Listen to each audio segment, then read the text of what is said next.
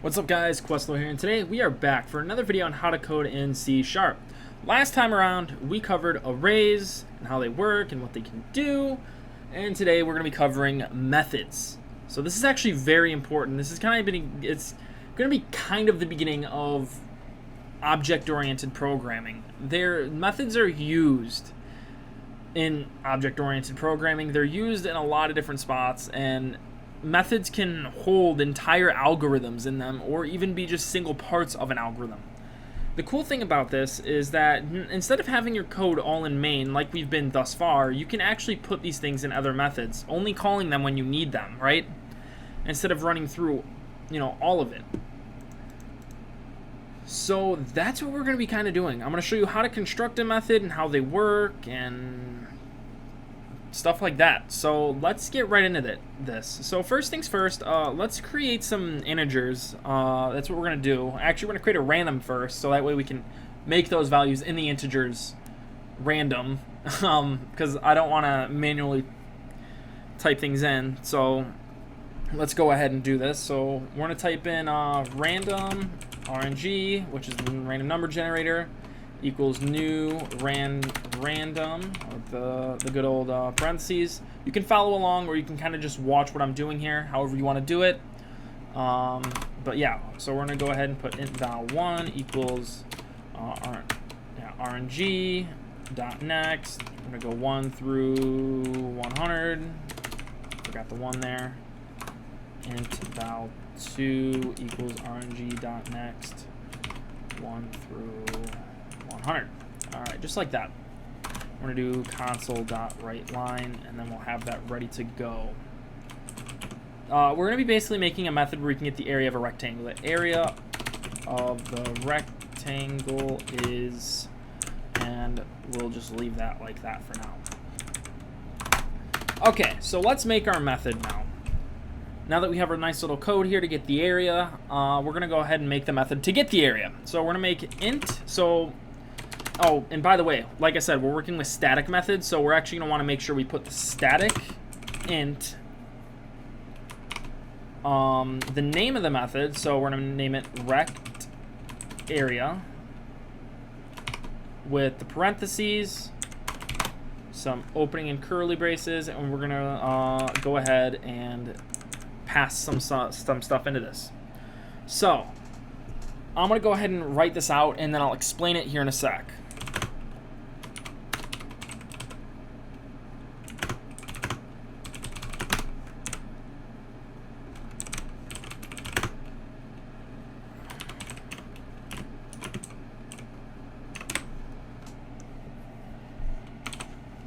Okay, so this is probably the simplest method you could probably ever make. Maybe one of the simplest. We could have done this in main here, but just for the sake of teaching this, we're going to make this as simple as possible. So we have our what kind of method this is. This is a static method, so we're going to have that declaration here. It is an int type, so we are checking whether or not, this is not checking, this is an integer type, so that means this is going to be returning this, it's going to be returning an integer, so this is basically what it's returning. In main here, as you can see, it's a void. This means it's not returning anything. So if you have a void, a method that is a void type, it's not returning a thing. It's not returning anything at all. But when you have an int or a float or a double, a boolean, a string, a char, a short, a long, it has to return those types, right? And that's what this return node here kind of does. It returns the type that it is. This is the name of the method, so we named it rect area, and we are passing in 2 integers, right? Now, we could name val1 and val2 base and height if we wanted. They can be the same name because they're not going to interfere with this. And I could even prove this right now by, instead of naming this val1, we can name this base. This doesn't matter. This is completely separate from this here, right? These integers are completely exclusive to this method here, right? Same thing with these. These are completely exclusive to main. They're separate from rect area, and rect areas variables are separate from main's variables, right? They're different.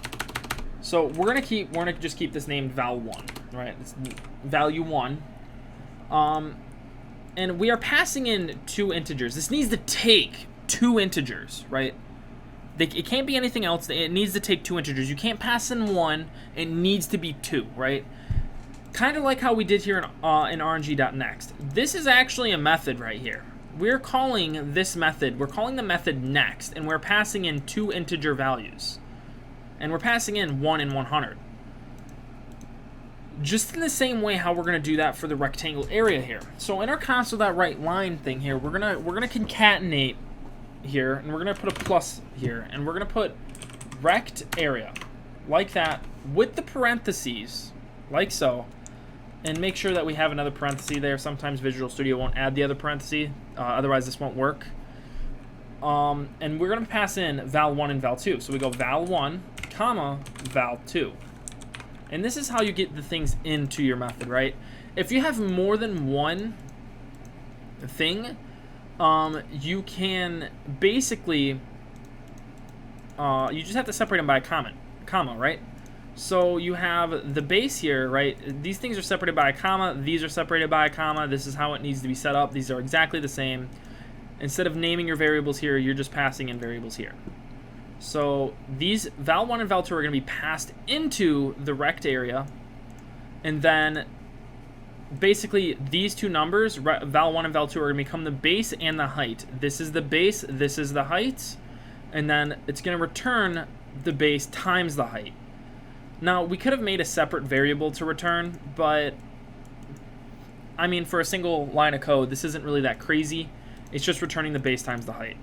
And we could even simplify this, if this looks simpler to you, putting a parenthesis there, kind of signifying that this is what's being, this is returning the multiplication of the base and the heights, right? So yeah, let's go ahead and run this. And as you can see, it's going to give 2 random numbers, and it's going to multiply them together, and we're going to get the area of this rectangle. So yeah, clearly the 2 numbers that it passed in, it came out to be whatever this number is. Actually, let's add a couple console.writelines here and figure out what val1 and val2 are.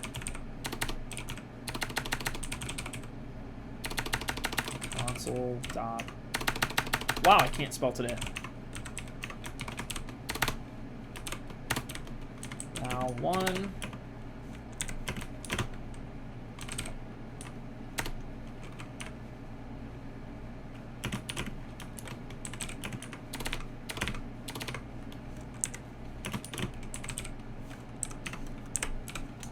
There.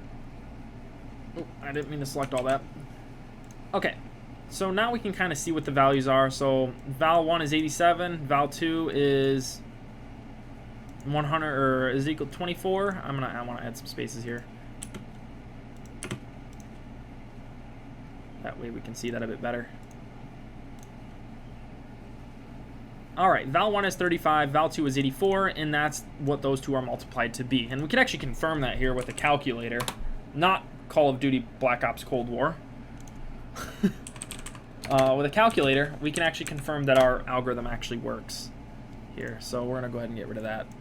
Bring the calculator over. And 35 times 84 is indeed 2,940. So our nice little method here works. I'm going to kind of just show real quick that you can actually make more than one method. You can make as many methods as you want, but let's say we want to make a Boolean type, right?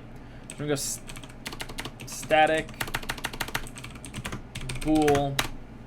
Now I get we could do this in main, but we're going to call it is even. I'm going to pass in an int value, right? We don't need the semicolon, we need the curly and open braces. If value modulo 2 equals 0, then return true, otherwise return false, like so. So basically, I'm going to explain how this works. You're probably wondering, why is there not an else statement there? Normally, you would have an else statement, but the reason why there's not an else statement here is if this is true here, if value modulo 2 is equal to 0, which basically means if the remainder of value divided by 2 is 0, then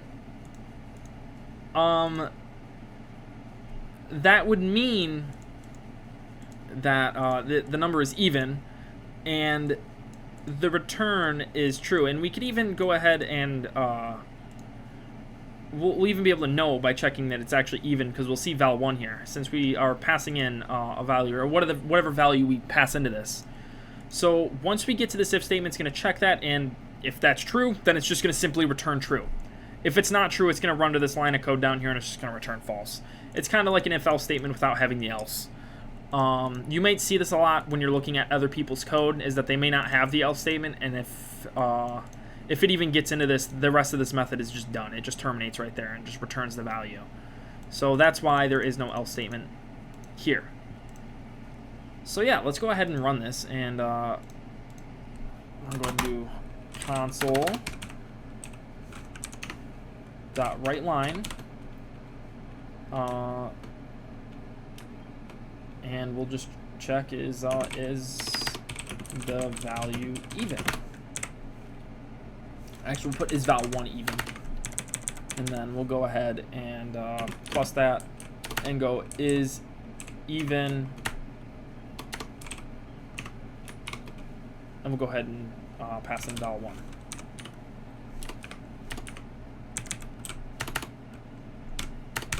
With our nice little semicolon at the end. And actually, I want this to be capitalized.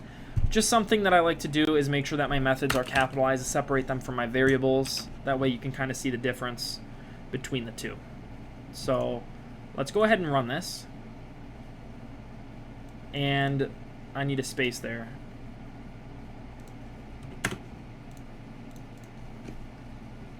Okay. So as we can see, val1 is indeed even, and it checked this and it returned true, and we can run this again and we'll see if we can get an odd number this time around. It's true. It's true. Okay, the random number generator needs to give me something other than a there we go. Val1 is val1 even? It's false. 11 is indeed not an even number. So there you go. As you can see, we have two methods here, is even and rect area, and we could check and do that stuff. And yes, both of these we could have stuck in an if statement, but for the sake of having simple methods to teach this, it's easier to teach this with a simple method than a complicated algorithm, right? Like if I were to just go and implement Dijkstra's algorithm right here, you might be very confused. And there's a lot that actually goes into that algorithm, actually, so not only will be confusing you with the stuff in main, we'll also be confusing you with the stuff that's in the algorithm as well, or the method that contains that algorithm. So we might actually cover that algorithm in a future video when we get to two-dimensional arrays and stuff like that. So yeah, that's pretty much it. So if you guys like the video, leave a like, comment if you have anything to say. If you like this kind of content, be sure to hit that subscribe button and hit that bell icon so that way you don't miss out on any of my future uploads. And yeah, go check out my Steam page in the link in the description. Wishlist the Amazing Ball. If you're watching this sometime in the future, you can purchase the game if it's available. So go check that out. Wishlist it. That'd be a huge favor if you could do that for me. That would be absolutely amazing. And yeah, I guess I'll see you guys in the next video. So yeah, peace out.